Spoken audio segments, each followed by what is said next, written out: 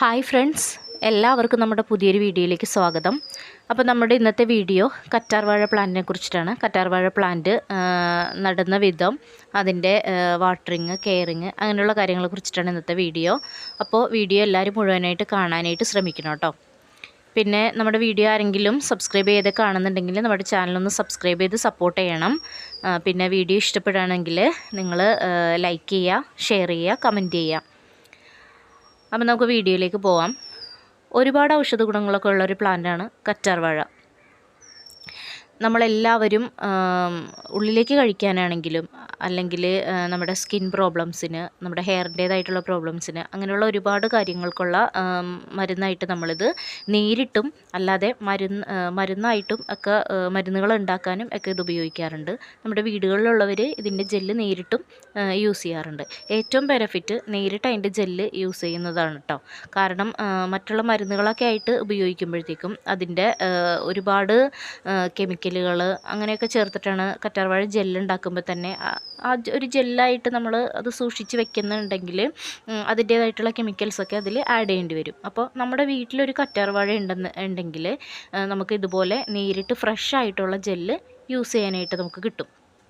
അപ്പോൾ നിങ്ങളെല്ലാവരും വീട്ടിൽ കറ്റാർ വാഴ നട്ട് വളർത്താനായിട്ട് ശ്രമിക്കുക. പിന്നെ ഒരുപാട് വെള്ളം, വളം, അല്ലെങ്കിൽ പിന്നെ നമ്മൾ ഈ പ്ലാന്റിൻ്റെ പുറകെ നമ്മൾ അത് നോക്കി നടക്കുക, അങ്ങനെ സമയമില്ല എന്ന ആൾക്കാർക്കൊക്കെ എളുപ്പത്തിൽ നമുക്കിത് ചെയ്യാൻ പറ്റും. കാരണം ഒരുപാട് കെയറിൻ്റെ ആവശ്യമൊന്നുമില്ല ഈ ചെടിക്ക്. ഒരേ ഒരു കാര്യമാണ് പ്രധാനമായിട്ട് ശ്രദ്ധിക്കാനുള്ളത്, നന്നായിട്ട് വെയിൽ കിട്ടണം. നല്ല വെയിൽ കിട്ടുന്ന സ്ഥലത്ത് ഈ പ്ലാന്റ് വെച്ചിട്ടുണ്ടെങ്കിൽ നന്നായിട്ട് നമുക്ക് വളർത്തിയെടുക്കാനും പറ്റും. അപ്പോൾ മണ്ണ് കിട്ടുന്നവരാണെങ്കിൽ മണ്ണിൽ തന്നെ നടാനായിട്ട് ശ്രമിക്കുക. അല്ലാത്തവരാണെന്നുണ്ടെങ്കിൽ കൊക്കോപീറ്റിൽ നടാം. കൊക്കോപീറ്റ് നട്ടാലും കുഴപ്പമൊന്നുമില്ല.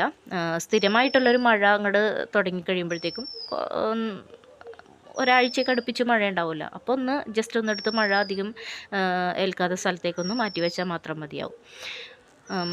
അപ്പോൾ കൊക്കോപീറ്റും ചാണകപ്പൊടി, അല്ലെങ്കിൽ കൊക്കോപീറ്റും വെർമി കമ്പോസ്റ്റും, അതിലേതെങ്കിലും ഒരു വളം മിക്സ് ചെയ്തിട്ട് ഈ പ്ലാന്റ് നടാം.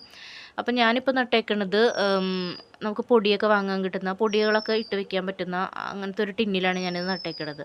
നിങ്ങൾക്ക് അതുപോലത്തെ എന്തെങ്കിലും ഒരു ചെറിയ ടിന്നോ, അല്ലെങ്കിൽ നമ്മൾ മിനറൽ വാട്ടറിൻ്റെ ബോട്ടിലുണ്ടല്ലോ, 1.5-2 ലിറ്ററിൻ്റെയൊക്കെ ബോട്ടിലൊക്കെ നമുക്ക് ഒരുപാട് കിട്ടും. അങ്ങനത്തെ ഏതെങ്കിലും ബോട്ടിലാണെങ്കിലും നമുക്ക് ഈ പോട്ടിംഗ് മിക്സ് നിറച്ചിട്ട് നട്ട് വയ്ക്കാം. പിന്നെ ഒരു കാര്യം ശ്രദ്ധിക്കാനുള്ളതെന്ന് വെച്ചാൽ, ഇതിൻ്റെ ഷൂട്ട്സൊക്കെ പൊട്ടി വരുമ്പോൾ, ബേബി ഷൂട്ട്സ് പൊട്ടി വരുമ്പോൾ നമ്മൾ അത് പെട്ടെന്ന് മാറ്റി കൊടുക്കണം. എന്നാലേ ആ മദർ പ്ലാന്റ് പെട്ടെന്ന് വളർന്ന് വലുതാവുള്ളൂ. അപ്പോൾ ഇത്രയും കാര്യങ്ങളൊക്കെ ശ്രദ്ധിച്ചാൽ മാത്രം മതി നമുക്ക് നന്നായിട്ട് നമ്മളുടെ വീട്ടിൽ കറ്റാർ വാഴ വളർത്തിക്കൊണ്ടുവരാനായിട്ട് സാധിക്കും.